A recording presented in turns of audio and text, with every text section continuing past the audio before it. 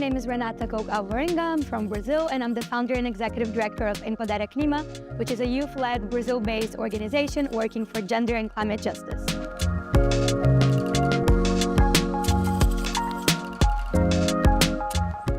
Climate change doesn't happen in silos, right? It's affecting humans. And so when you think about the social aspect, the social cohesion aspect, we see the differentiated impacts on people that climate change is happening, that climate impacts are happening. And so working on gender and climate justice, which is the work I do in my NGO and in EmpoderaClima, you see those connections, but it's not often that they're made in these decision-making spaces, in these conferences. So it's exciting that the conference is uniting these topics and also, of course, bringing the digital transformation aspect to it, because after all, we need to communicate what's happening. We need to democratize the access to these conversations. And I think that digital tools, the internet, is a really good way to connect with remote communities and just to bring everyone on board to these discussions.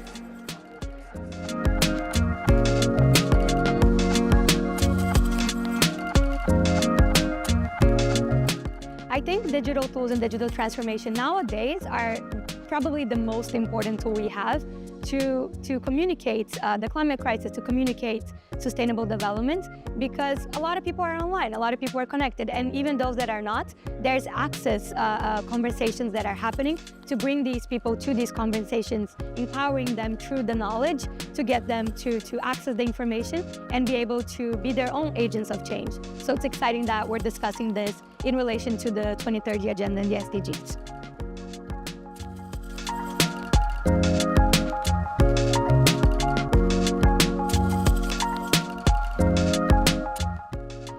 It's very important to be in such an international space. I feel like it's not often that you get a chance to interact and have exchanges with such different people from different backgrounds, and it really makes a difference. A lot of my work is really bringing that diversity and bringing different perspectives to the same space to discuss sustainable development and climate action, and I feel like WSA in this space is perfect for that, because you're getting the chance to hear from different people, learn new things, and come up with innovative, creative solutions that perhaps you wouldn't otherwise get if you're just speaking to the same communities, the same groups over and over.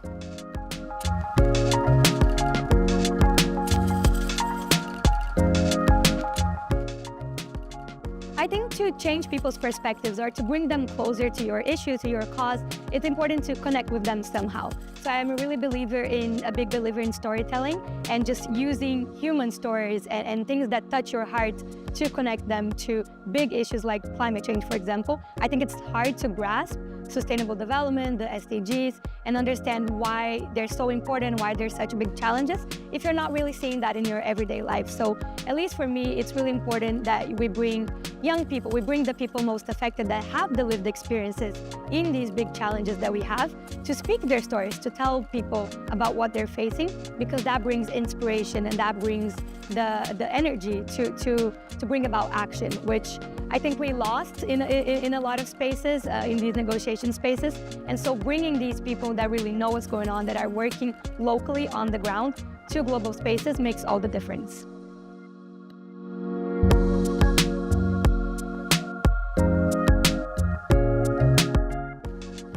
My short piece for advice for anyone that's starting out, that wants to create a startup, an organization, is really find something that really brings that passion in you. It's going to be a hard time to make it work and to get people together and to raise funds. And so it's really important that it's something that really excites you and that you see a gap for it. You see something that's not happening. You see a really big space to implement the solution. It's not happening elsewhere. And so find that and bring that passion with you, because that will inspire people to join you, to bring on your team and to get this work going.